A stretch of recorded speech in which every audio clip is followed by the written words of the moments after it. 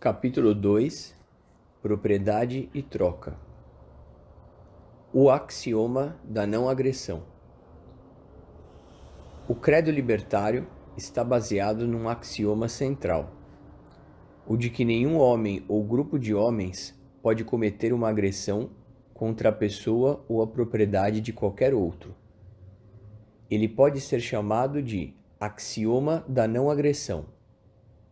Agressão é definida como uso ou ameaça de violência física contra a pessoa ou propriedade de qualquer outro indivíduo. Agressão, portanto, é um sinônimo de invasão. Se nenhum homem pode cometer uma agressão contra outro, se em suma todos têm direito absoluto de estarem livres da agressão, então isto implica diretamente que o libertário se encontra firmemente ao lado daquelas que geralmente costumam se chamar liberdades civis. A liberdade de falar, publicar, se reunir e se envolver em qualquer um dos chamados crimes sem vítimas, como pornografia, desvios sexuais e prostituição, que o libertário não vê como crimes em absoluto, uma vez que ele define crime como uma invasão violenta da pessoa ou propriedade de outro indivíduo. Além do mais, ele vê o alistamento militar compulsório como uma forma de escravidão em escala colossal. E uma vez que a guerra, especialmente as guerras modernas, provoca a matança em massa de civis, o libertário vê tais conflitos como assassinatos em massa e, portanto, totalmente ilegítimos. Hoje em dia, todas estas posições são consideradas esquerdistas na balança ideológica contemporânea. Por outro lado, como o libertário também se opõe à invasão dos direitos da propriedade privada, isto também significa que ele se opõe com a mesma ênfase à interferência do governo nos direitos de propriedade ou na economia de livre mercado através de controles, regulamentações, subsídios ou proibições.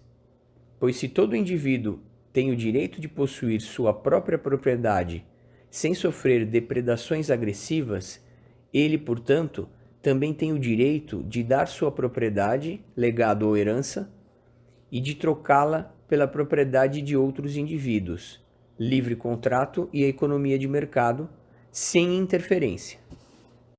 O libertário favorece o direito da propriedade privada sem restrições e da livre troca, um sistema, portanto, de capitalismo laissez-faire. Novamente, na terminologia corrente, a posição libertária a respeito de propriedade e economia seria chamada de extrema-direita. O libertário, no entanto, não vê inconsistência alguma em ser esquerdista em algumas questões e direitista em outras. Pelo contrário, ele vê a sua própria posição como sendo virtualmente a única consistente com os interesses da liberdade de cada indivíduo. Pois como pode o esquerdista se opor à violência da guerra e do alistamento militar compulsório, ao mesmo tempo em que apoia a violência da taxação e do controle governamental? E como pode o direitista alardear sua devoção à propriedade privada e à livre iniciativa, ao mesmo tempo em que favorece a guerra, o alistamento militar compulsório e o banimento de atividades não invasivas e práticas que ele julga imorais? E como pode o direitista ser a favor de um livre mercado, ao mesmo tempo em que não vê nada de errado nos enormes subsídios, distorções e ineficiências improdutivas que envolvem o complexo militar-industrial? Ao mesmo tempo em que se opõe a toda e qualquer agressão, privada e coletiva, contra os direitos da pessoa, o libertário vê que, ao longo da história e até os dias de hoje, existiu um agressor central dominante e preponderante sobre todos esses direitos, o Estado. Diferentemente de todos os outros pensadores, sejam eles de esquerda, de direita ou entre ambos, o libertário se recusa a conceder ao Estado a sanção moral para cometer atos que quase todos concordam que seriam imorais, ilegais e criminosos, se fossem cometidos por qualquer pessoa ou grupo na sociedade. O libertário, em suma, insiste em aplicar a lei moral geral a todos e não permite isenções especiais a nenhuma pessoa ou grupo. Porém, se examinarmos o Estado nu, por assim dizer, veremos que ele recebe permissão universal e é até mesmo encorajado a cometer todos os atos que até mesmo os não libertários admitem ser crimes repreensíveis. O Estado habitualmente comete assassinatos em massa, que ele chama de guerra, ou, por vezes, de supressão da subversão. O Estado emprega a escravidão em suas forças militares, que ele chama de alistamento militar obrigatório. E ele vive e subsiste através da prática do roubo à força, que ele chama de imposto. O libertário insiste que o fato da maioria da população apoiar ou não estas práticas não tem qualquer relação com sua natureza. Que, a despeito da sanção popular, guerra é assassinato em massa, alistamento é escravidão e imposto é roubo. O libertário, em suma, é quase que perfeitamente aquela criança da fábula, avisando insistentemente que o imperador está sem roupas. Ao longo dos tempos, o imperador teve uma série de pseudo-roupas que lhe foram fornecidas pela casta intelectual da nação. Em séculos passados, os intelectuais informavam o público que o Estado ou seus governantes eram divinos, ou pelo menos estavam investidos na autoridade divina, e, portanto, o que poderia parecer ao olho ingênuo e inculto como despotismo, assassinato em massa e roubo em grande escala, era apenas o divino agindo de sua maneira misteriosa e benigna sobre o corpo político. Nas últimas décadas, à medida que a sanção divina começou a ficar um pouco puída, os intelectuais da corte do imperador começaram a tecer apologias cada vez mais sofisticadas, informando o público que o governo faz é para o bem comum e para o bem-estar público, que o processo de taxação e gastos funciona através do misterioso processo do multiplicador para manter a economia equilibrada e que, de qualquer maneira, uma vasta gama de serviços governamentais não poderia ser executada apenas por cidadãos agindo voluntariamente, no mercado ou na sociedade. Tudo isto é negado pelo libertário. Ele vê estas diversas apologias como meios fraudulentos de obter o apoio do público ao governo do Estado. E insiste que quaisquer serviços que o governo possa de fato realizar poderiam ser fornecidos de maneira muito mais eficiente e muito mais moral pela iniciativa privada e cooperativa. O libertário considera, portanto, uma de suas tarefas educacionais primordiais espalhar a desmistificação e dessantificação do Estado entre seus súditos desafortunados. Sua tarefa é demonstrar repetidamente e a fundo que não apenas o imperador, mas até mesmo o Estado democrático está sem roupas, que todos os governos subsistem através do domínio explorador sobre o público, e que este domínio é o inverso da necessidade objetiva.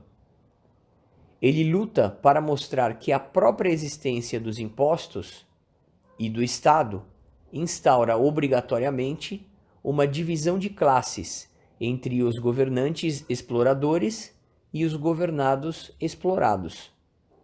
Ele procura mostrar que a tarefa dos intelectuais da corte, que constantemente apoiaram o Estado, sempre foi a de tecer mistificações para induzir o público a aceitar o governo do Estado, e que estes intelectuais obtêm, em troca, uma parcela do poder e da pilhagem extraída pelos governantes de seus súditos iludidos.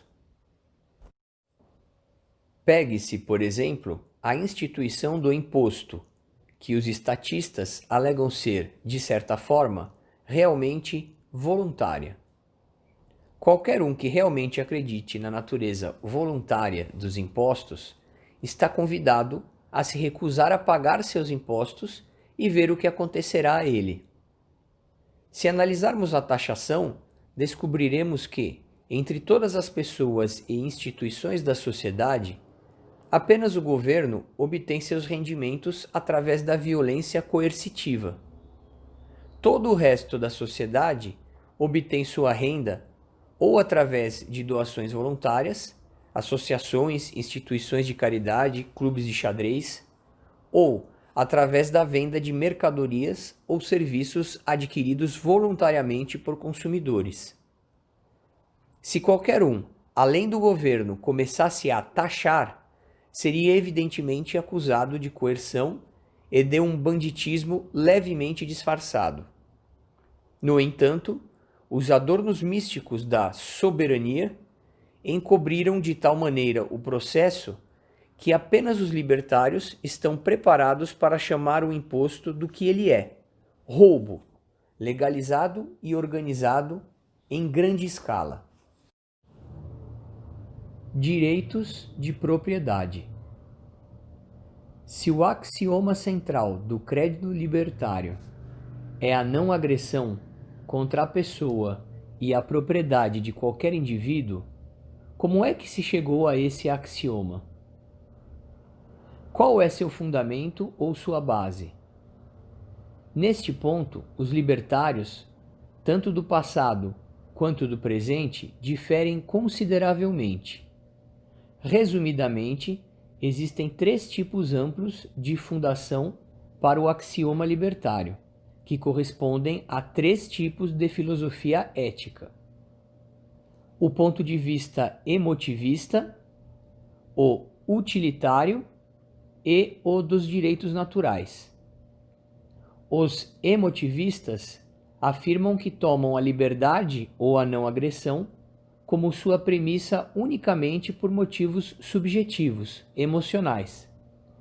Embora sua própria emoção intensa possa parecer uma base válida para sua própria filosofia política, ela dificilmente serve para convencer qualquer outra pessoa. Na medida em que se colocam, basicamente, fora do terreno do discurso racional, os emotivistas acabam por garantir o insucesso da doutrina que tanto estimam. Os utilitários declaram, a partir de seu estudo das consequências da liberdade quando justaposta a sistemas alternativos, que a liberdade levará com mais segurança às metas aprovadas: harmonia, paz, prosperidade, etc. Evidentemente, ninguém discute que as consequências relativas devam ser estudadas ao se avaliar os méritos ou deméritos de seus respectivos credos. Porém, existem diversos problemas em nos confinarmos a uma ética utilitária. Um dos motivos é o de que o utilitarismo presume que podemos pesar as alternativas e decidir a respeito de políticas com base em suas consequências boas ou más. Mas, se é legítimo aplicar julgamentos de valor às consequências de X, por que não seria igualmente legítimo aplicar esses julgamentos ao próprio X? Não haverá algo inerente ao próprio ato que possa ser considerado bom ou mal? Outro problema com o utilitário é que ele dificilmente adotará algum princípio como um padrão de medida absoluto ou consistente a ser utilizado nas diversas situações concretas do mundo real. Ele apenas utilizará um princípio, na melhor das hipóteses, como uma aspiração ou diretriz vaga, uma tendência que ele pode optar por ignorar a qualquer momento.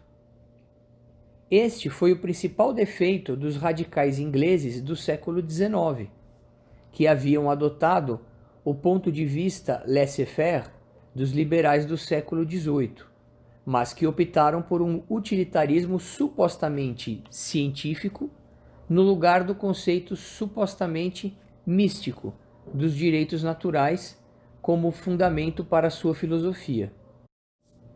Dessa maneira, os liberais do laissez-faire do século XIX passaram a usar o laissez-faire como uma tendência vaga e não como um padrão de medida imaculado, comprometendo desta forma, de maneira crescente e fatal, o credo libertário. Dizer que não se pode confiar num utilitarista para manter o princípio libertário em cada uma de suas aplicações específicas pode soar duro, mas é uma maneira justa de apresentar o caso.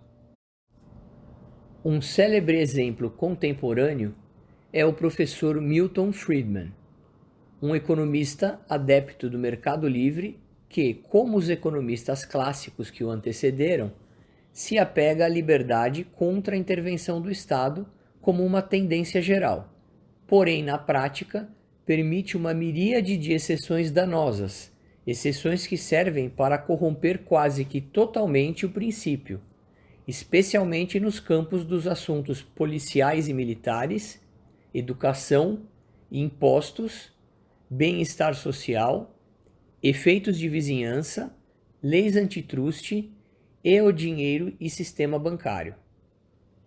Consideremos um exemplo cabal. Suponhamos uma sociedade que considera fervorosamente que todos os ruivos são agentes do demônio e, portanto, devem ser executados sempre que forem encontrados. Presumamos então que existe apenas um número pequeno de ruivos em qualquer geração, poucos demais para serem significantes estatisticamente. O libertário utilitarista poderia muito bem argumentar: embora o assassinato de ruivos seja, quando examinado isoladamente, deplorável, as execuções são pouco numerosas. A imensa maioria do público, enquanto não ruivos, obtém uma enorme satisfação psíquica da execução pública dos ruivos. O custo social é desprezível e o benefício social e psíquico para o resto da sociedade é grande. Logo, a execução dos ruivos é correta e apropriada para a sociedade.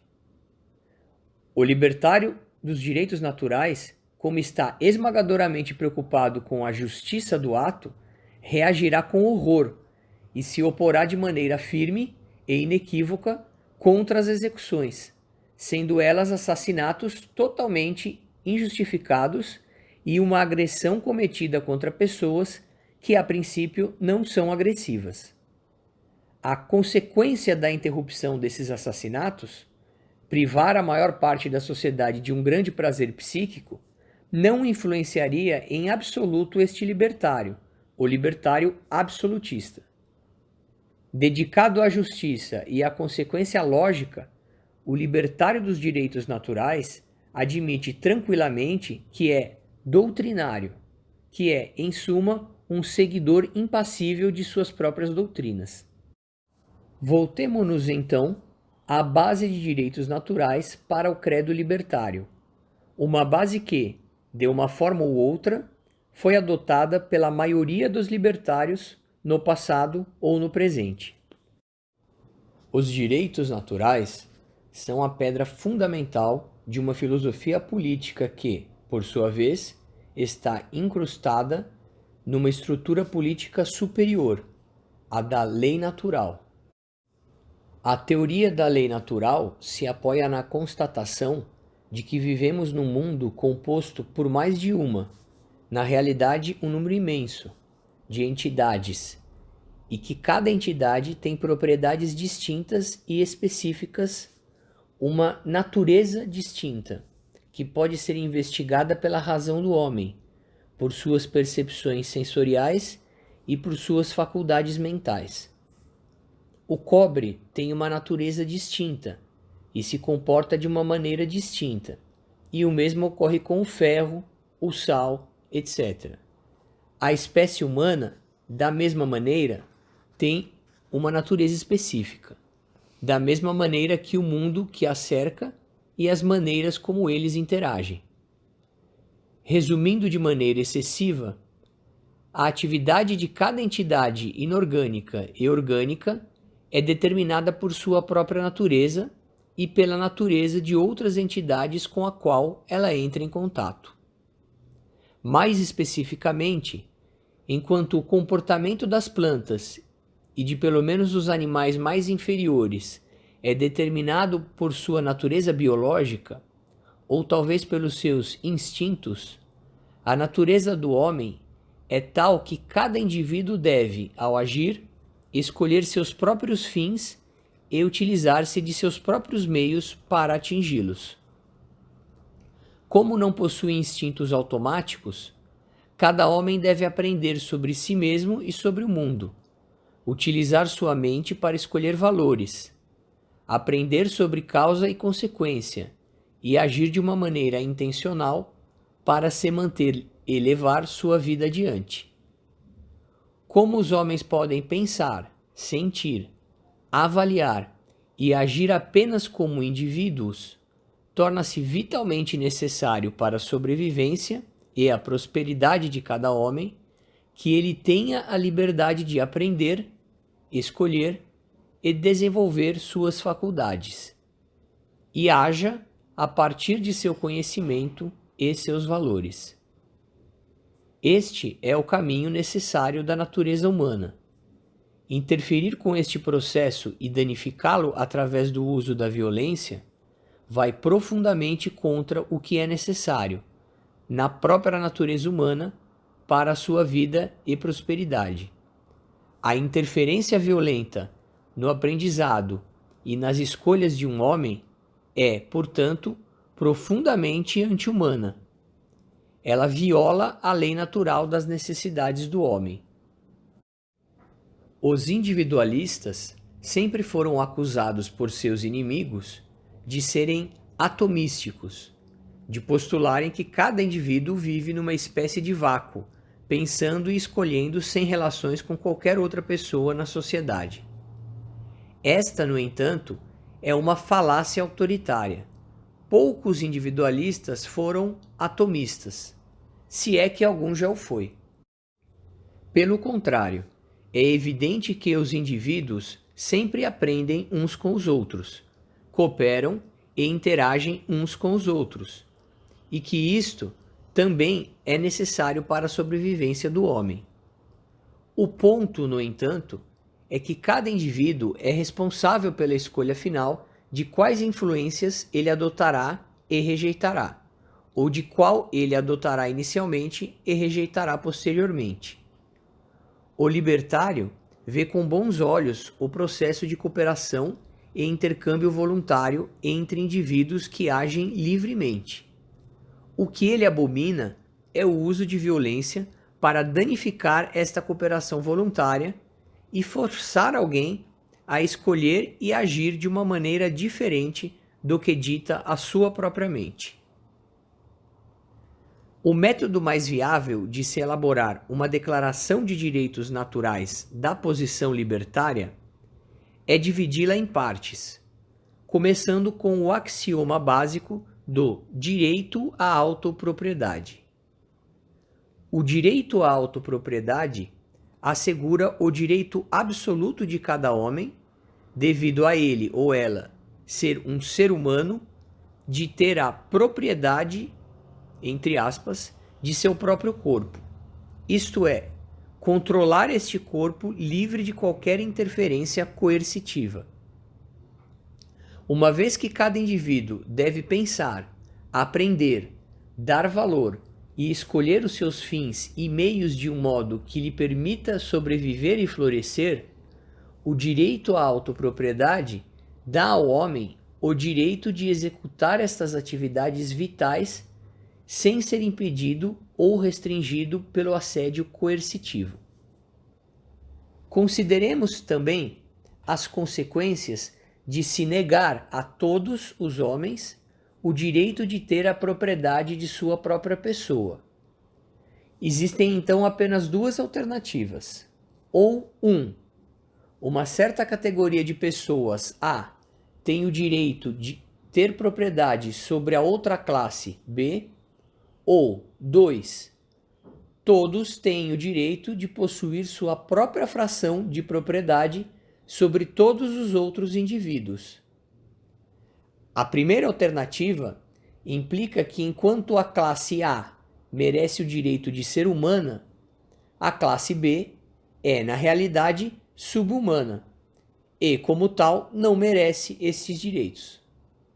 Porém, como eles de fato são seres humanos, a primeira alternativa se contradiz ao negar direitos humanos a um conjunto de humanos.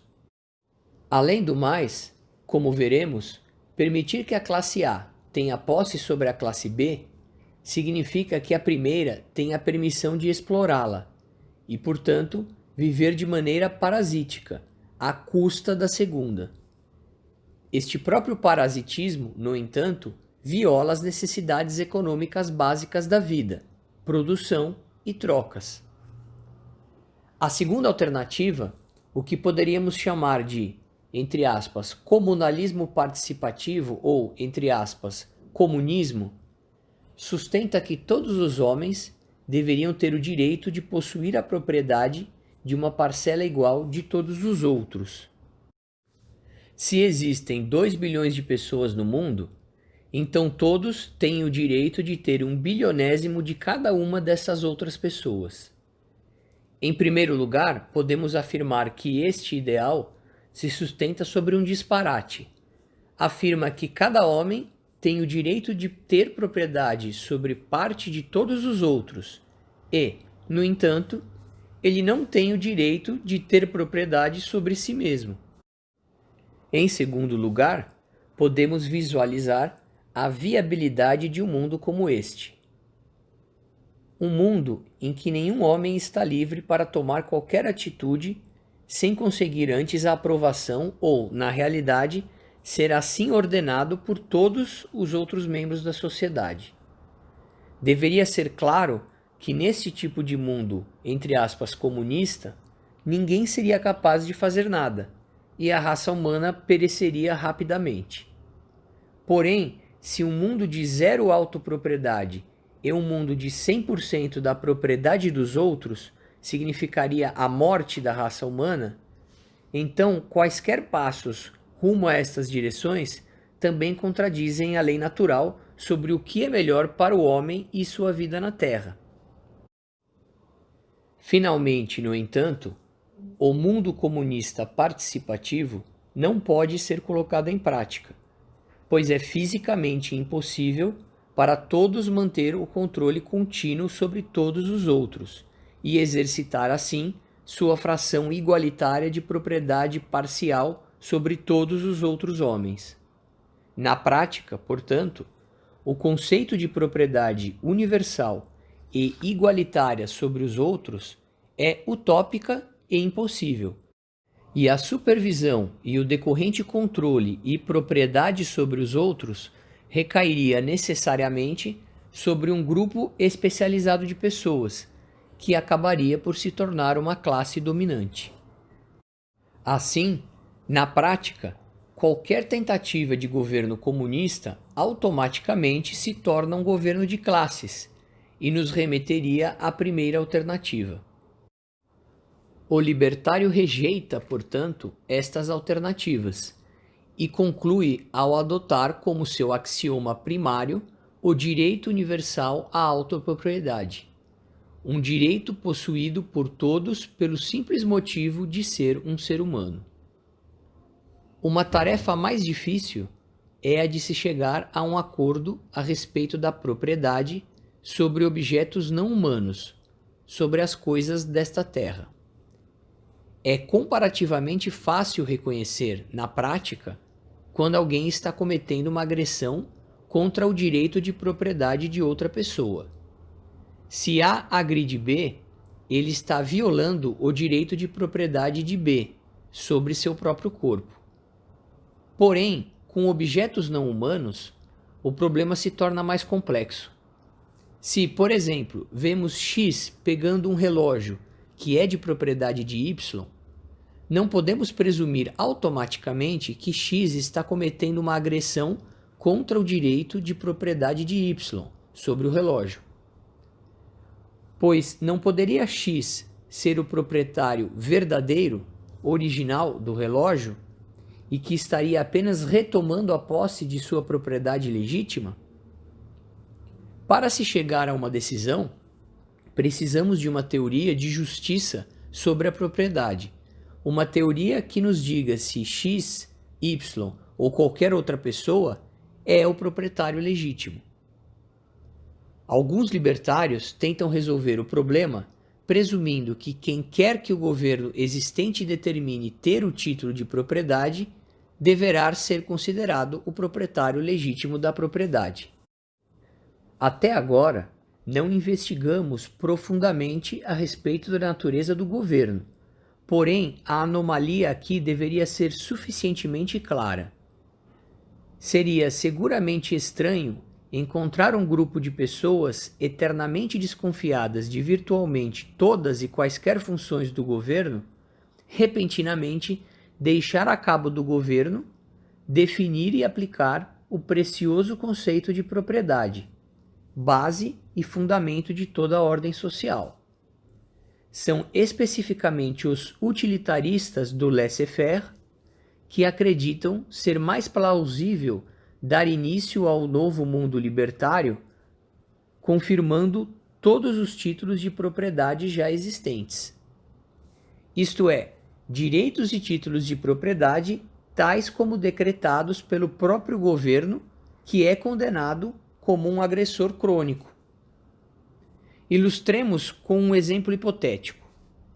Suponhamos que a agitação e a pressão libertária tenham chegado a tal ponto que o governo e seus diversos ramos estejam prontos para abdicar. Porém, eles engendram um astucioso ardil. Pouco antes do governo do estado de Nova York abdicar, ele aprova uma lei que torna toda a área territorial de Nova York propriedade privada da família Rockefeller. Os legisladores de Massachusetts fazem o mesmo com a família Kennedy. E assim por diante, em todos os estados. O governo poderia, então, abdicar e decretar a abolição dos impostos e das legislações coercitivas.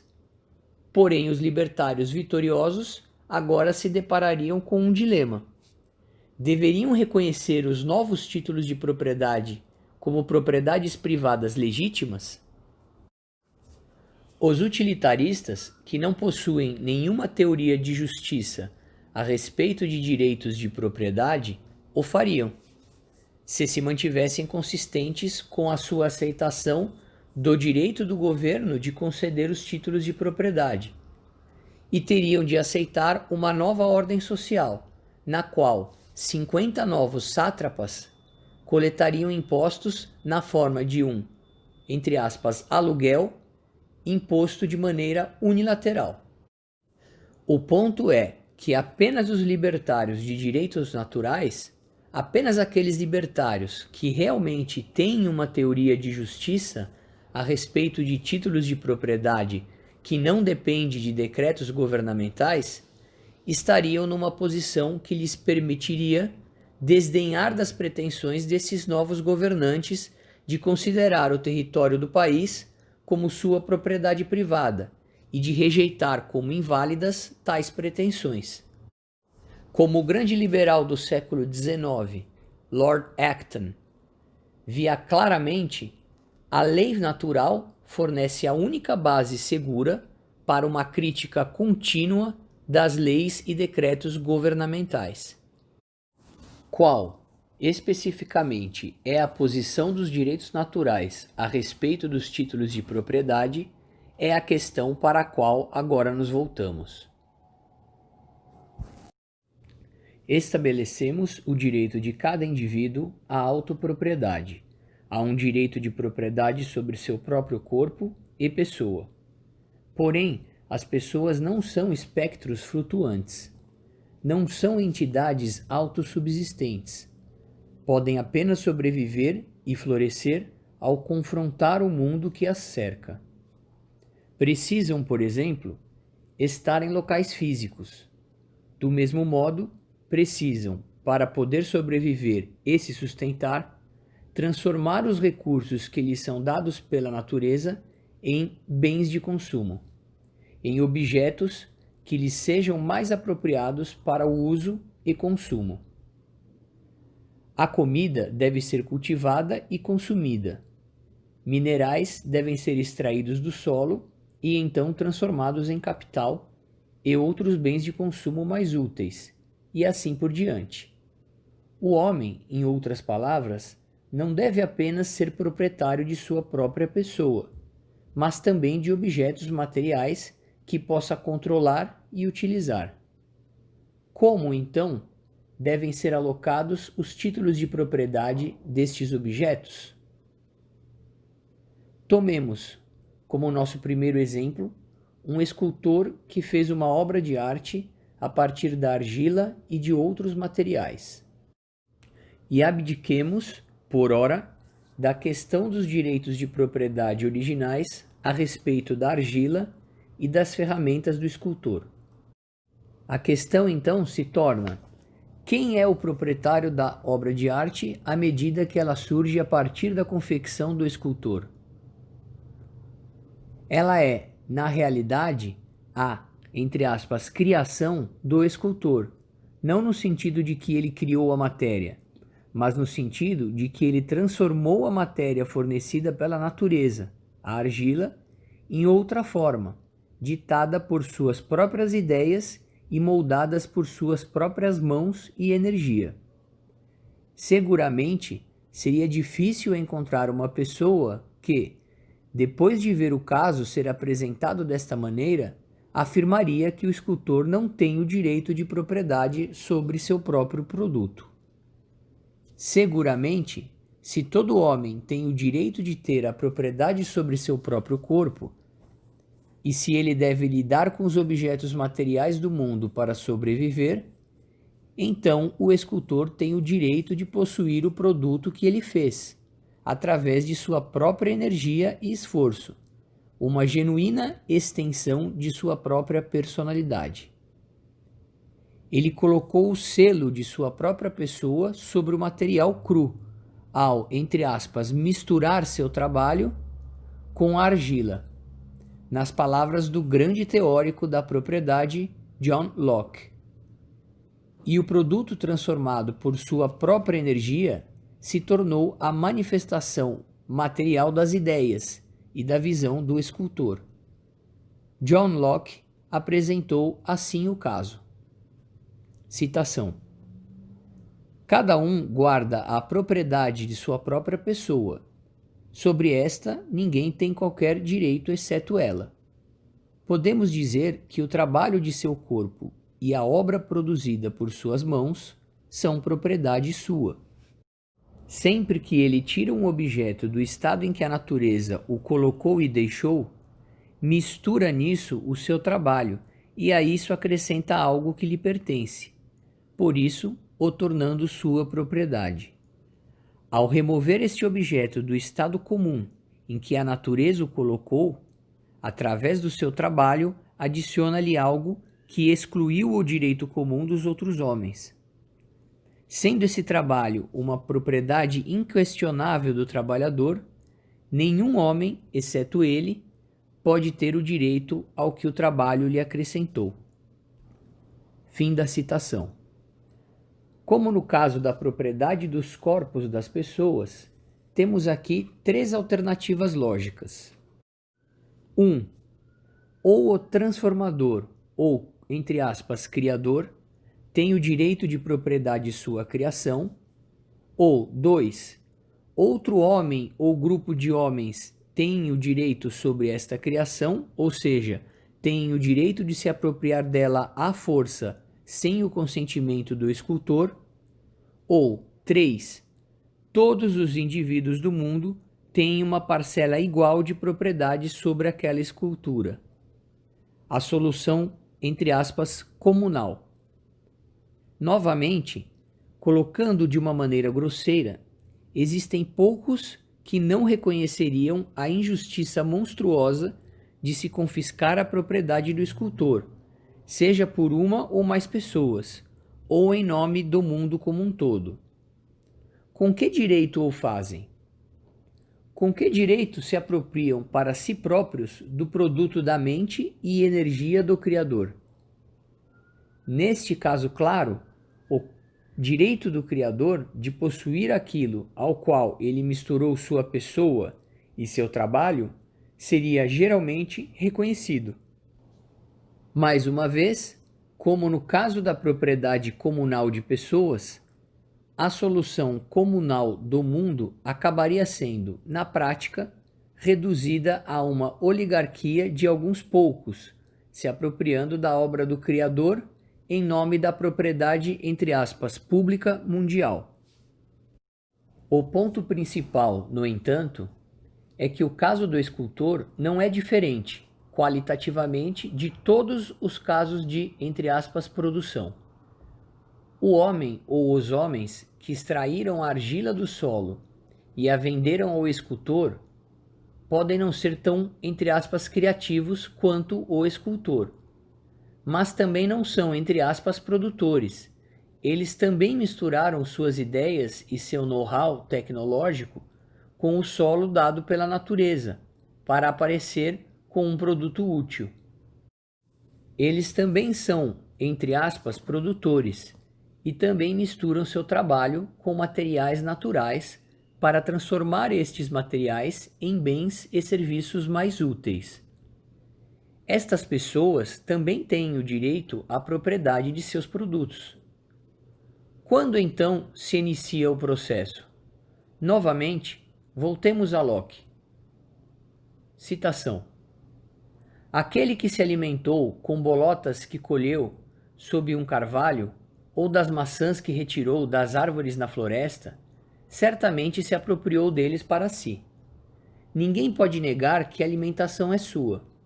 Pergunta então, quando começaram a lhe pertencer? Quando os digeriu?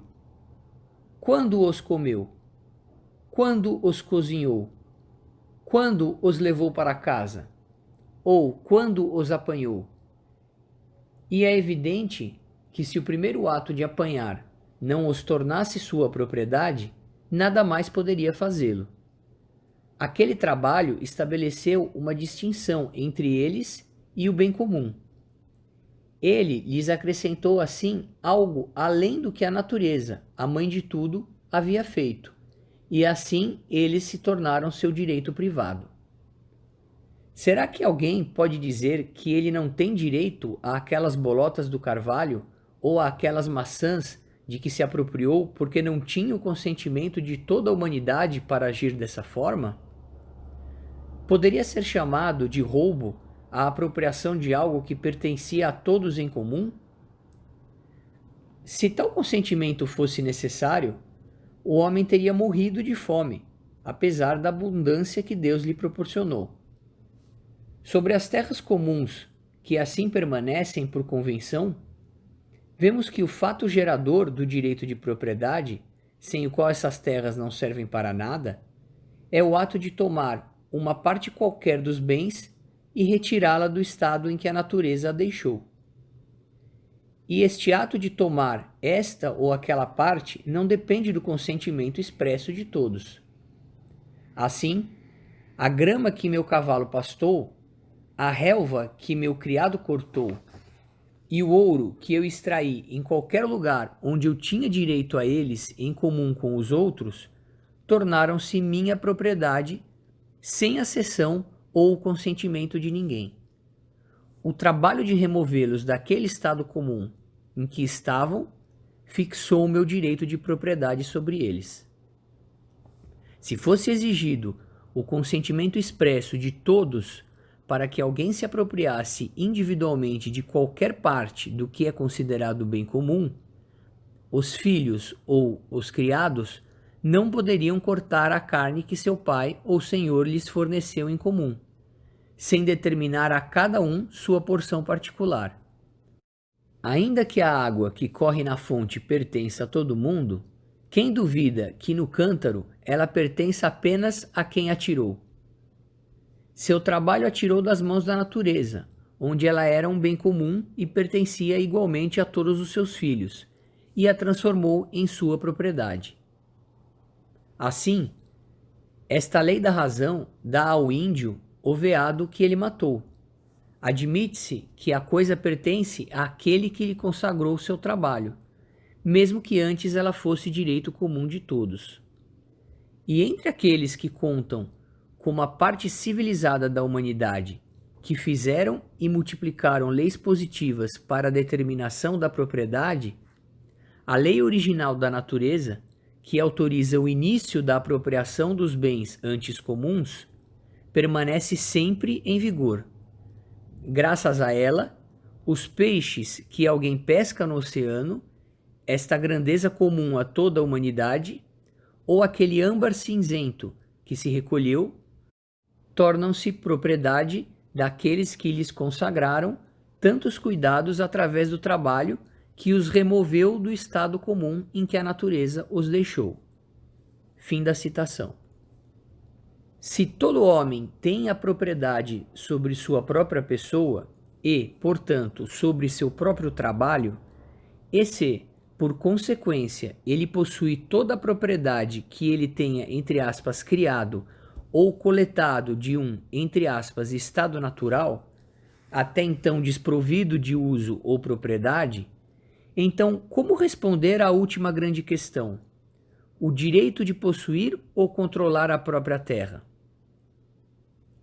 Em suma, se o coletor tem o direito de possuir as bolotas ou bagas que coletou, ou o fazendeiro tem o direito de possuir sua safra de trigo ou pêssegos, quem tem o direito de possuir a terra na qual essas coisas crescem? É neste ponto que Henry George e seus seguidores, que até então estavam junto com os libertários, abandonaram a pista e passaram a negar o direito do indivíduo de possuir o próprio pedaço de terra, o solo no qual essas atividades foram realizadas. Os georgistas afirmavam que, embora todo homem possa possuir os bens que ele produz ou cria, uma vez que a natureza ou Deus criaram a própria terra, nenhum indivíduo tem o direito de assumir para si a propriedade daquela própria terra. Ainda assim, se a terra tem de ser utilizada de uma maneira minimamente eficiente, ela deve ser possuída ou controlada por alguém ou algum grupo. E novamente nos deparamos com nossas três alternativas. Ou a terra pertence a quem primeiro a utilizou, o homem que primeiro lhe tornou produtiva, ou ela pertence a um grupo de outros indivíduos, ou ela pertence ao mundo como um todo, e cada indivíduo possui uma parte fracionária de todo o acre de terra. A opção de George pela última solução dificilmente soluciona seu problema moral. Se a própria terra pertence a Deus ou à natureza, então por que seria mais moral que cada acre de terra no mundo pertencesse ao mundo como um todo do que conceder a propriedade individual? Novamente, na prática, é obviamente impossível que cada pessoa no mundo exerça de maneira efetiva a propriedade de sua parcela de 4 bilionésimos, se a população do mundo for de, digamos, 4 bilhões, de cada pedaço da superfície da Terra. Na prática, obviamente, uma pequena oligarquia acabaria por controlar e deter essa propriedade, e não o mundo como um todo. Além, no entanto, destas dificuldades encontradas na posição georgista, a justificativa dos direitos naturais para a propriedade da terra é a mesma justificativa que a propriedade original de qualquer outra propriedade, pois, como vimos, nenhum produtor realmente, entre aspas, cria a matéria. Ele pega a matéria que foi fornecida pela natureza e a transforma através da energia de seu trabalho, de acordo com suas ideias e sua visão. Porém, é exatamente isto que o pioneiro, o, entre aspas, apropriador original, faz quando ele passa uma terra que até então não era utilizada para a sua própria propriedade privada. Assim como o homem que forja o aço a partir do minério de ferro o faz através de seu know-how e com a sua energia, e assim como o homem que extrai o ferro do solo, o proprietário faz o mesmo quando roça, cerca, cultiva ou constrói sobre a terra. O apropriador original da terra, da mesma forma, transformou o caráter do solo fornecido pela natureza através de seu trabalho e de sua personalidade. O apropriador original da terra é dono de sua propriedade de maneira tão legítima quanto o escultor ou o fabricante. Ele é tão, entre aspas, produtor quanto os outros. Além disso, se a terra original é dada pela natureza ou por Deus, então igualmente o são os talentos, a saúde e a beleza das pessoas.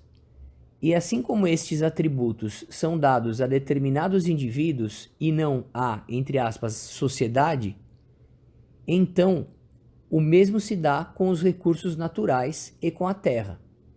Todos esses recursos são dados a indivíduos e não a, entre aspas, sociedade, uma abstração que não existe de fato. Não há uma entidade existente chamada, entre aspas, sociedade. Existem apenas indivíduos que interagem entre si. Afirmar que a sociedade deveria ter a propriedade de terra ou de qualquer outra propriedade em comum, portanto, significaria que um grupo de oligarcas, na prática burocratas do governo, deveria deter a posse dessa propriedade, e à custa da expropriação do criador ou do proprietário de terras que trouxe originalmente este produto à existência. Além do mais, ninguém pode produzir qualquer coisa sem a cooperação da terra original, nem que apenas como espaço físico para fazê-lo. Homem algum pode produzir ou criar algo unicamente através de seu trabalho. Ele precisa da cooperação da terra e de outras matérias-primas naturais. O homem vem ao mundo com apenas ele próprio e o mundo ao seu redor, a terra e os recursos naturais que lhe são dados pela natureza. Ele pega estes recursos e os transforma, através de seu trabalho, sua mente e sua energia, em bens que são mais úteis para o homem. Se um indivíduo, portanto, não pode possuir a terra original, ele tampouco poderá, no sentido pleno, possuir qualquer um dos frutos de seu trabalho. O fazendeiro não poderá ter a propriedade do trigo que colher se ele não puder ter a posse da terra na qual aquele trigo cresceu.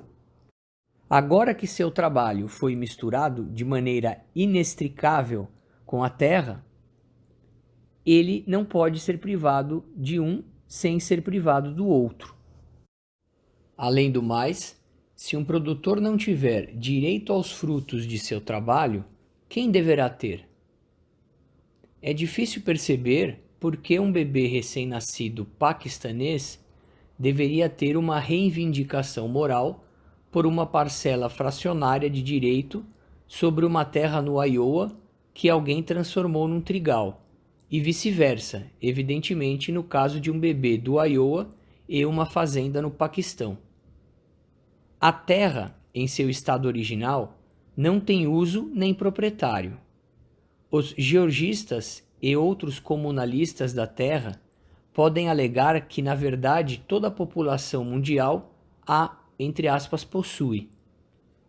Porém, se ninguém ainda a usou, ninguém a possui e controla de fato. O pioneiro, o apropriador original da terra, aquele que primeiro a usou e transformou, é quem primeiro deu àquela coisa simples e sem valor um uso social e produtivo. É difícil de ver a moralidade em privá-lo da propriedade em nome de pessoas que nunca chegaram a 1 milha de distância daquela terra e podem nem mesmo saber da existência da propriedade sobre a qual elas supostamente têm direito. A questão moral de direitos naturais, abordada aqui, fica ainda mais clara se considerarmos o caso dos animais.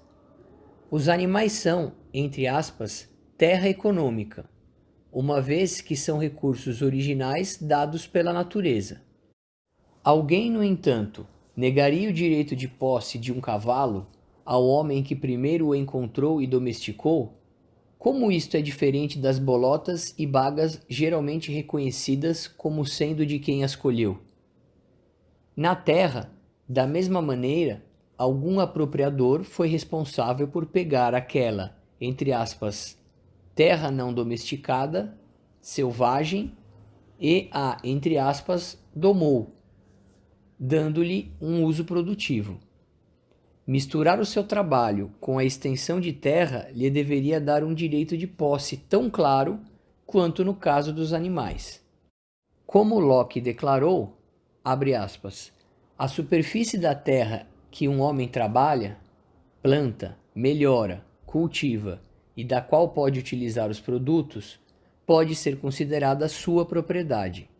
Por meio de seu trabalho, ele a limita e a separa do bem comum. Fecha aspas. A teoria libertária da propriedade foi resumida de maneira eloquente por 2 economistas franceses do laissez-faire. Citação: se o homem adquire direitos sobre as coisas, é porque ele é, ao mesmo tempo, ativo, inteligente e livre. Através da sua atividade, ele abrange a natureza externa. Através de sua inteligência, ele a governa e a molda para seu uso. Através de sua liberdade, ele estabelece entre ele próprio e ela uma relação de causa e efeito e faz com que ela se torne sua. Onde existe, num país civilizado, um torrão de terra, uma folha que não carregue consigo esta marca da personalidade humana? Na cidade, estamos cercados por obras do homem. Caminhamos sobre uma calçada nivelada ou uma estrada batida. Foi o homem que deixou saudável o solo, que até então era lamacento, que removeu das escarpas de um monte distante as pedras ou rochas que o cobriram. Vivemos em casas.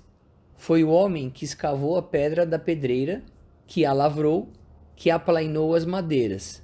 Foi o pensamento do homem que dispôs os materiais de uma maneira apropriada e construiu um edifício do que antes era apenas rocha e madeira. E, no campo, a ação do homem ainda está presente em toda parte. Os homens cultivaram o solo e gerações de trabalhadores o amadureceram e enriqueceram. As obras dos homens represaram os rios e criaram fertilidade onde as águas haviam até então trazido apenas desolação. Em todo lugar, uma mão poderosa recebeu o dom de moldar a matéria e uma vontade inteligente a adaptou, visando satisfazer as vontades de um mesmo ser. A natureza reconheceu seu mestre, e o homem se sente em casa na natureza. A natureza foi apropriada por ele para seu uso. Ela se tornou sua. Ela é sua propriedade. Esta propriedade é legítima. Ela constitui um direito tão sagrado para o homem quanto o exercício livre de suas faculdades. Ela é sua porque veio inteiramente dele, e não é nada mais do que uma emanação do seu próprio ser. Antes dele, não havia praticamente nada além da matéria. Depois dele, e por seu intermédio, agora uma riqueza intercambiável, isto é, artigos que passaram a adquirir um valor através da indústria, da manufatura, do manuseio, da extração ou simplesmente através do transporte. Da pintura feita por um grande mestre, que talvez seja, em toda a produção material, aquela na qual a matéria desempenha o menor papel, até o balde de água que o carregador leva do rio até o consumidor, a riqueza, qualquer que seja, adquire seu valor apenas através dessas qualidades transferidas. E essas qualidades fazem parte da atividade da inteligência da força humana. O produtor deixou um fragmento de sua própria pessoa na coisa que passou assim a se tornar valiosa, e pode, portanto, ser vista como uma extensão das faculdades do homem agindo sobre a natureza externa.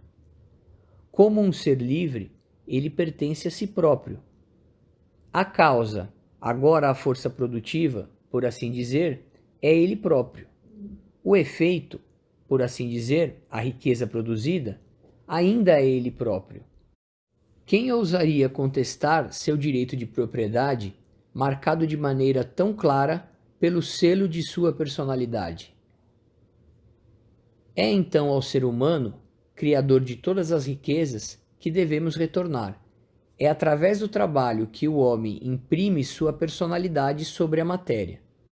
É o trabalho que cultiva a terra e faz de um baldio inabitado um campo apropriado. É o trabalho que transforma uma floresta inexplorada num bosque bem ordenado. É o trabalho, ou melhor, uma série de trabalhos, muitas vezes executados por uma sucessão muito numerosa de trabalhadores, que obtém o cânhamo da semente, o fio do cânhamo, o tecido do fio, a roupa do tecido, que transformam a pirita disforme, extraída de uma mina, num bronze elegante que adorna algum lugar público, e repente a todo um povo o pensamento de um artista. A propriedade, tornada manifesta através do trabalho, faz parte dos direitos da pessoa da qual ela emana. Assim como essa pessoa, ela é inviolável, enquanto não se expanda até entrar em colisão com qualquer outro direito. Como essa pessoa é individual, porque tem sua origem na independência do indivíduo, e porque, quando diversas pessoas cooperaram para a sua formação, o último a possuí-la a adquiriu com um valor, o fruto de seu trabalho pessoal, o trabalho de todos os cotrabalhadores que o precederam. Isto é geralmente o que ocorre com artigos manufaturados. Quando a propriedade passou, seja através da venda ou da herança, da mão de uma pessoa para a de outra, suas condições não foram alteradas. Ela continua a ser fruto da liberdade humana manifestada através do trabalho. E aquele que passa a possuí-la tem os seus direitos na qualidade de produtor que tomou posse dela por direito. A sociedade e o indivíduo. Falamos extensivamente sobre os direitos dos indivíduos. Mas pode-se perguntar: e os, entre aspas, direitos da sociedade? Não estariam eles acima dos direitos do mero indivíduo? O libertário, no entanto, é um individualista. Ele acredita que um dos erros primários da teoria social é tratar a, entre aspas, sociedade como se ela fosse uma entidade realmente existente. A sociedade é, por vezes, tratada como uma figura superior ou semidivina, com, entre aspas, direitos primordiais próprios. Em outras instâncias, como um mal existente que pode ser culpado por todos os males do mundo. O individualista sustenta que apenas indivíduos existem, pensam, sentem, escolhem e agem, e que a sociedade não é uma entidade viva, mas apenas um rótulo para um conjunto de indivíduos que interagem. Tratar a sociedade como algo que escolhe e age, portanto, serve para obscurecer as forças que de fato estão agindo.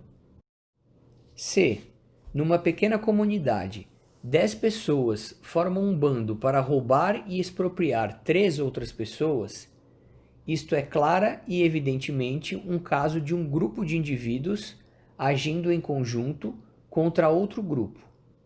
Nesta situação, se estas 10 pessoas ousassem referir a si próprias como uma, entre aspas, sociedade agindo em, entre aspas, seu interesse, seu raciocínio seria recebido com risadas num tribunal. Até mesmo os 10 ladrões teriam vergonha de usar esse tipo de argumento. Porém, aumente este número de indivíduos e este tipo de ofuscamento se torna comum e consegue enganar o público.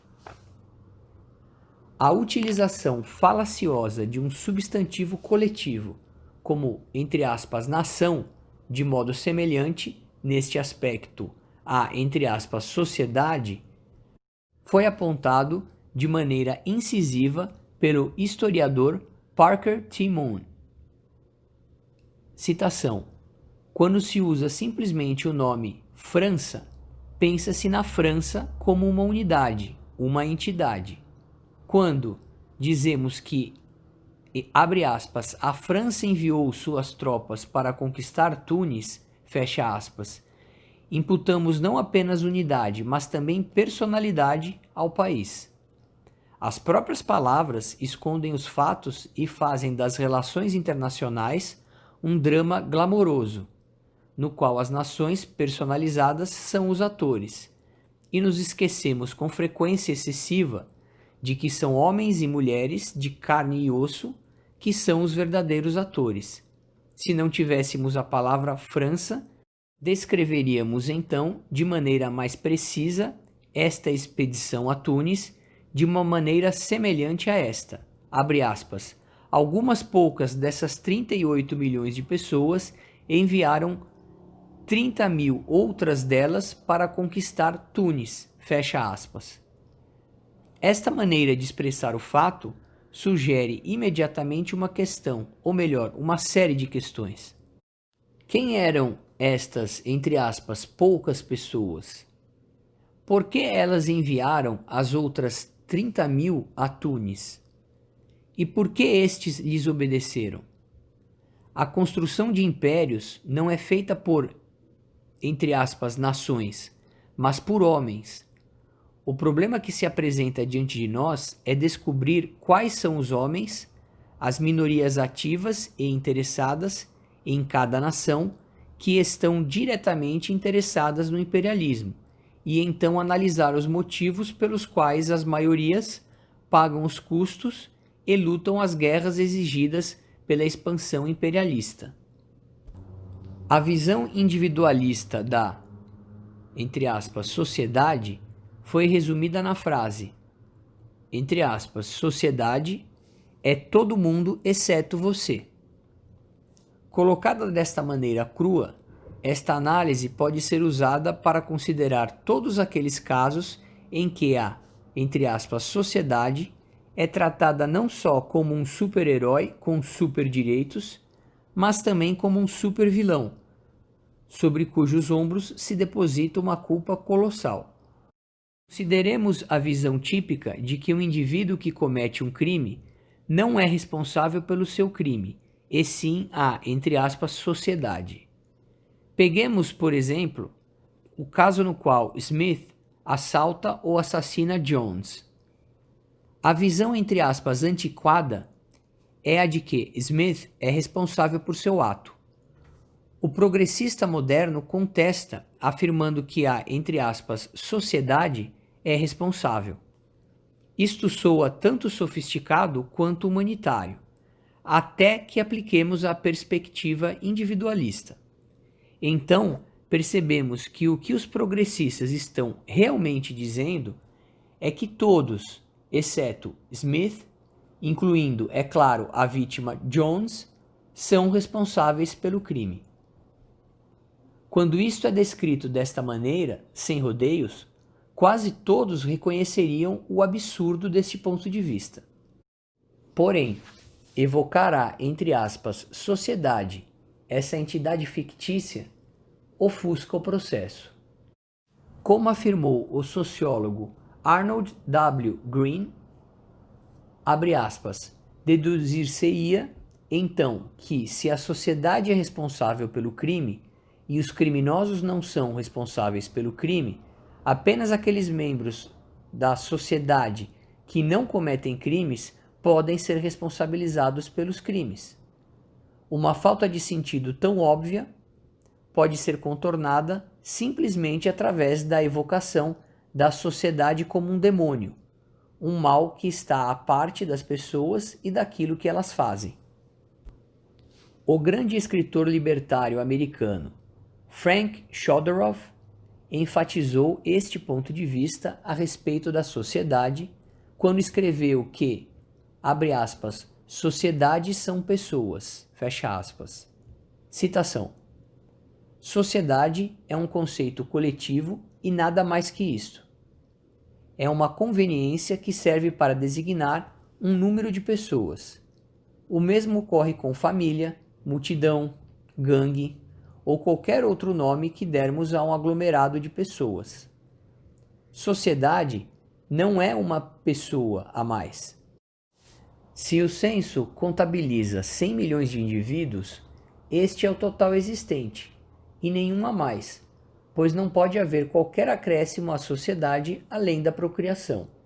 O conceito de sociedade como uma pessoa metafísica desmorona quando observamos que a sociedade desaparece quando as partes que a compõem se dispersam, como no caso de uma, entre aspas, cidade fantasma, ou de uma civilização que conhecemos pelos artefatos que deixou.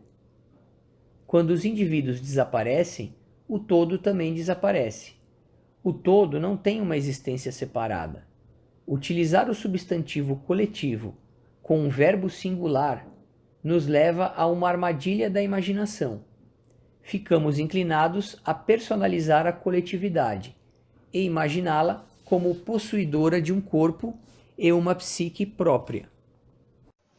Fim de citação. Livre troca e livre contrato. O núcleo central do credo libertário, portanto, é estabelecer o direito absoluto de todo homem à propriedade privada. Primeiro, de seu próprio corpo e, segundo, dos recursos naturais que até então não foram usados e que ele transformou através de seu trabalho. Esses dois axiomas, o direito à autopropriedade e o direito à, entre aspas, apropriação original, formam um conjunto completo de princípios do sistema libertário. A doutrina libertária inteira se torna, portanto, a extensão e a aplicação de todas as implicações desta doutrina central. Por exemplo, um homem X tem a propriedade de sua própria pessoa, de seu trabalho e da fazenda cujo terreno ele limpou e onde ele planta trigo. Outro homem, Y, é proprietário dos peixes que pesca. Um terceiro, Z, é proprietário das couves que cultivou e da terra sobre a qual elas cresceram. Porém, se um homem tem a propriedade de algo, ele tem, por consequência, o direito de dar ou trocar estes títulos de propriedade para outras pessoas, e a partir de então, esta outra pessoa passa a ter este título de propriedade absoluto. E é desse direito corolário à propriedade privada que se origina a justificativa básica para o livre contrato e para a economia de livre mercado. Deste modo, se X cultiva trigo, ele pode e provavelmente concordará em trocar parte deste trigo por alguns dos peixes pescados por Y, ou algumas das couves cultivadas por Z. Como tanto X e Y fizeram acordos voluntários para trocar títulos de propriedade, ou Y e Z, ou Z e X, a propriedade então passa a ser, de maneira igualmente legítima, propriedade de outra pessoa. Se X trocar seu trigo pelo peixe de Y, então aquele peixe passa a ser propriedade de X, para que ele possa fazer com ele o que desejar. E o trigo se torna igualmente propriedade de Y. Além disso, um homem pode trocar não apenas os objetos tangíveis que ele possui, mas também seu próprio trabalho, que obviamente também é uma propriedade sua. Desta forma, Z pode vender seus serviços de trabalho, ensinando os filhos do fazendeiro X em troca de algum produto do fazendeiro. O fato é que a economia de livre mercado e a especialização e divisão de trabalho que ela implica é, de longe, a forma mais produtiva de economia conhecida pelo homem, e foi responsável pela industrialização e pela economia moderna sobre a qual a civilização foi construída. Esta é uma feliz consequência utilitária do livre mercado, porém não é, para o libertário, a razão primordial para o seu apoio a esse sistema. Esta razão primordial é moral e tem suas raízes na defesa dos direitos naturais da propriedade privada que foi demonstrada acima. Mesmo se uma sociedade baseada numa invasão despótica e sistemática dos direitos fosse provada como mais produtiva do que o que Adam Smith chamou de, abre aspas, o sistema da liberdade natural, fecha aspas, o libertário ainda assim apoiaria este sistema. Felizmente, como em tantas outras áreas, o utilitário e o moral, assim como os direitos naturais e a propriedade geral, andam de mãos dadas. A economia de mercado desenvolvida, por mais complexa que seu sistema possa parecer na superfície, nada mais é que uma vasta rede de trocas voluntárias e de comum acordo estabelecidas entre duas pessoas, tais como as que mostramos ocorrendo entre os fazendeiros produtores de trigo e couve, ou entre o fazendeiro e o professor. Assim, quando compro um jornal por uma moeda, ocorre uma troca que beneficia mutuamente duas pessoas. Eu transfiro minha propriedade da moeda ao dono da banca de jornal, e ele transfere a propriedade do jornal para mim. Fazemos isto porque, sob a divisão do trabalho, eu calculo que o jornal vale mais para mim que a moeda, enquanto o dono da banca prefere a moeda a ficar com o jornal. Ou, quando leciono numa universidade, eu calculo preferir meu salário a não gastar meu trabalho de ensinar, enquanto os responsáveis pela universidade calculam que preferem ganhar os meus serviços como professor a não me pagar aquele dinheiro. Se o dono da banca de jornal insistir em cobrar 50 centavos pelo jornal, eu posso muito bem decidir que ele não vale aquele preço. Da mesma maneira, se eu insistir em receber o triplo do meu salário atual, a universidade poderá muito bem decidir abrir mão dos meus serviços. Muitas pessoas estão dispostas a reconhecer a justiça e a adequação dos direitos de propriedade e da economia de livre mercado, a reconhecer que o fazendeiro deve poder cobrar por seu trigo o que quer que seus consumidores estejam dispostos a pagar, ou ao trabalhador de colher o que quer que os outros estejam dispostos a pagar por seus serviços. Porém, eles empacam diante de um ponto: a herança. Se Willie Stargell é um jogador de beisebol 10 vezes melhor e mais, entre aspas, produtivo que Joe Jack, estão dispostos a admitir a justiça de que Stargell ganhe 10 vezes mais. Porém, perguntam: qual é a justificativa para alguém cujo único mérito é ter nascido um Rockefeller herdar muito mais riqueza que alguém que nasceu um Rothbard? A resposta libertária é não se concentrar naquele que recebe, na criança Rockefeller ou na criança Rothbard, mas sim concentrar-se naquele que a dá, o homem que confere a herança. Pois se, Smith, Jones e Stargell têm o direito ao seu trabalho e à sua propriedade, e a trocar os títulos desta propriedade pela propriedade semelhante de outros, eles também têm o direito de dar esta sua propriedade a quem bem entendem. E, obviamente, a maior parte destes presentes consistem de presentes dados por quem possui essas propriedades a seus filhos, em suma, herança. Se Willie Stargell detém a propriedade de seu trabalho e do dinheiro que ele obtém a partir dele, então ele tem o direito de dar aquele dinheiro ao bebê Stargell. Na economia de livre mercado desenvolvida, portanto, o fazendeiro troca o trigo por dinheiro. O trigo é comprado pelo moleiro, que processa e transforma este trigo em farinha. O moleiro vende a farinha ao padeiro, que produz pão. O padeiro vende o pão ao atacadista, que por sua vez o vende ao varejista, que finalmente vende ao consumidor. E, em cada passo do processo, o produtor pode contratar os serviços dos trabalhadores em troca de dinheiro. Como o, entre aspas, dinheiro entra na equação, é um processo complexo. Porém, deve estar claro que, conceitualmente, o uso do dinheiro equivale a qualquer mercadoria ou grupo de mercadorias úteis que são trocadas pelo trigo, farinha, etc. No lugar do dinheiro, a mercadoria trocada poderia ter sido tecido, ferro ou qualquer outra coisa. A cada passo do processo, trocas mutuamente benéficas de títulos de propriedade são negociadas e efetuadas.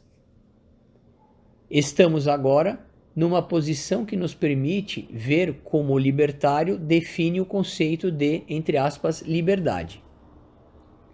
Liberdade é uma condição na qual os direitos de propriedade de uma pessoa sobre seu próprio corpo e sua propriedade material legítima não são invadidos e não sofrem qualquer agressão.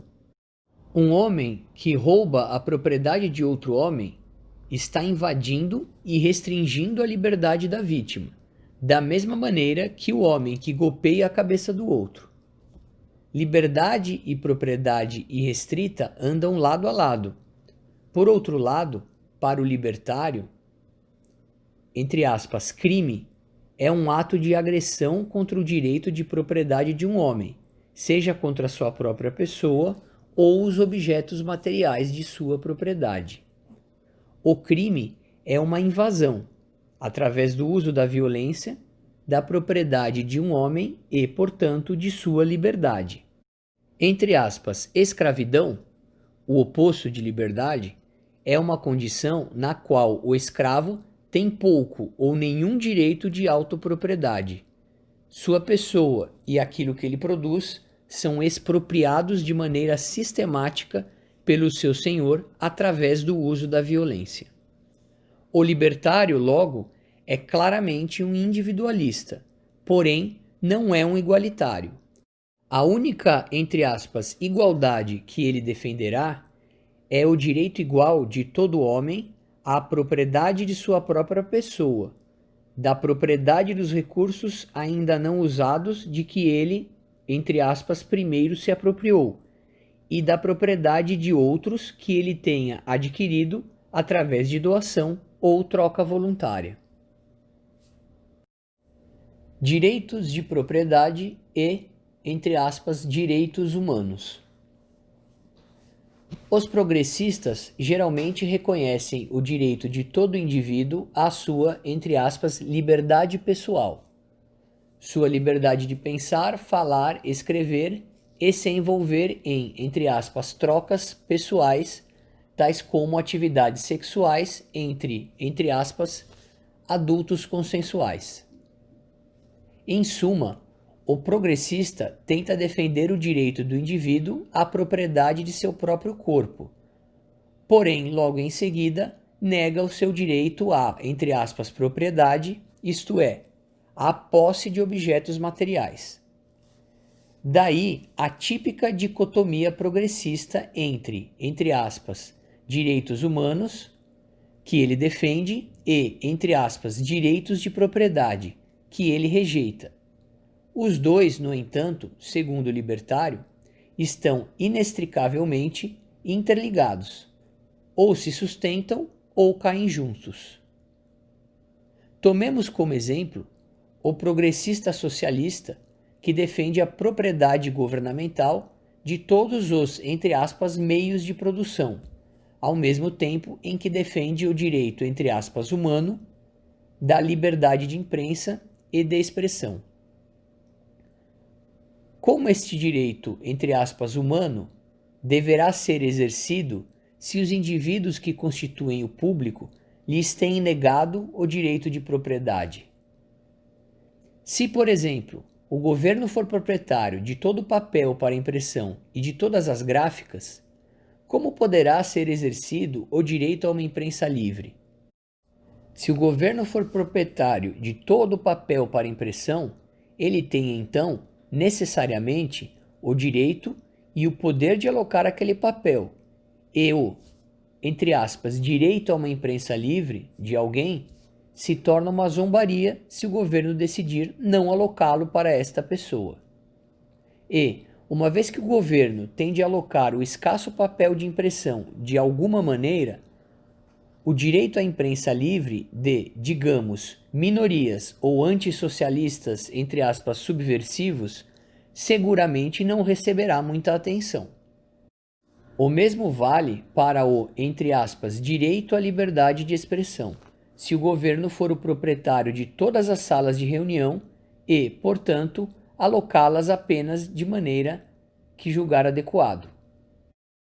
Ou se, por exemplo, o governo da Rússia soviética, por ser ateu, decidir não alocar muitos recursos escassos para a produção de matzahs para judeus ortodoxos, a, entre aspas, liberdade de religião, se tornaria uma zombaria. Porém, novamente, o governo soviético sempre pode responder que os judeus ortodoxos são uma pequena minoria e que o equipamento capital não deve ser desviado para a produção de matzahs.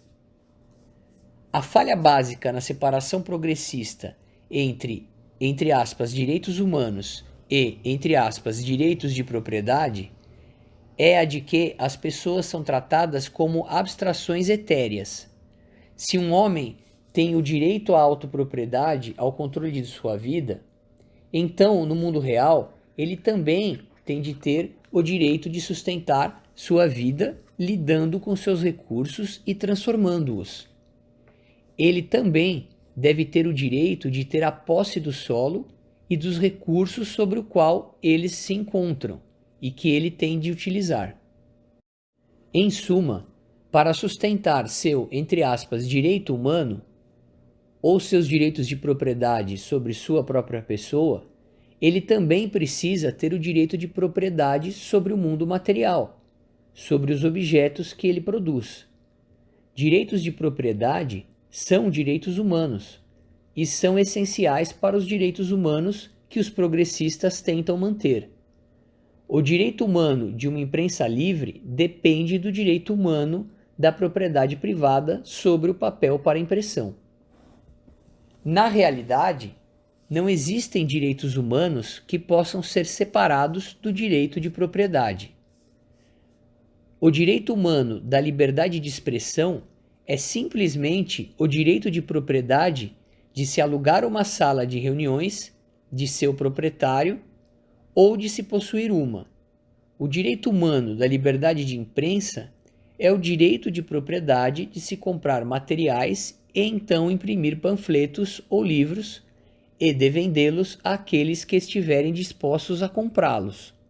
Não existe qualquer, entre aspas, direito de liberdade de expressão ou de liberdade de imprensa adicional, além daqueles que podem ser enumerados em qualquer caso.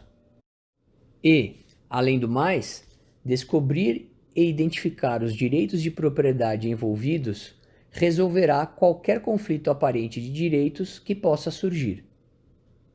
Consideremos, por exemplo, o clássico exemplo em que os progressistas geralmente admitem que o, entre aspas, direito à liberdade de expressão de uma pessoa deve ser restringido em nome do, entre aspas, interesse público.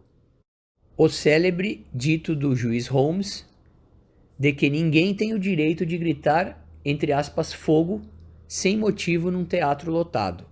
Holmes e seus seguidores utilizaram repetidamente esta ilustração para provar a suposta necessidade de que todos os direitos sejam relativos e experimentais, e não precisos e absolutos. O problema aqui, no entanto, não é que os direitos possam vir a ser levados a tamanhos extremos, mas que todo o caso é discutido sob o ponto de vista de uma vaga e confusa, entre aspas, liberdade de expressão, e não sob o ponto de vista dos direitos da propriedade privada. Passemos a analisar o problema sob o aspecto dos direitos de propriedade. O sujeito que deu início a um tumulto por gritar, entre aspas, fogo, sem necessidade, num teatro lotado, é, necessariamente, ou o proprietário do teatro, ou um representante do proprietário, ou um cliente pagante. Se ele for o proprietário, então ele fraudou seus clientes. Ele recebeu seu dinheiro em troca da promessa de exibir um filme ou uma peça, e agora, em vez disso, causa um distúrbio no espetáculo ao gritar, entre aspas, fogo, e interromper a performance. Ele não cumpriu, portanto, suas obrigações contratuais e, desta forma, roubou a propriedade, o dinheiro de seus clientes e violou seus direitos de propriedade. Suponhamos, por outro lado, que quem gritou tenha sido um cliente e não o proprietário. Neste caso, ele está violando o direito de propriedade do proprietário do estabelecimento, bem como o dos outros clientes que pagaram para a performance. Como cliente, ele ganhou acesso à propriedade sob determinados termos, entre eles a obrigação de não violar a propriedade do proprietário ou interromper a performance sendo exibida pelo proprietário. Seu ato malicioso, portanto, viola os direitos de propriedade do proprietário do teatro e de todos os outros clientes. Não há necessidade, portanto, de que os direitos individuais sejam restritos no caso do indivíduo que grita, entre aspas, fogo injustamente. Os direitos do indivíduo ainda são absolutos, porém, eles são direitos de propriedade. O sujeito que gritou fogo de forma mal intencionada dentro de um teatro lotado é, de fato, um criminoso. Mas não porque seu suposto, entre aspas, direito de liberdade de expressão deve ser restringido, pragmaticamente, em nome do, entre aspas, bem público. Ele é um criminoso porque ele clara e obviamente violou os direitos de propriedade de outra pessoa.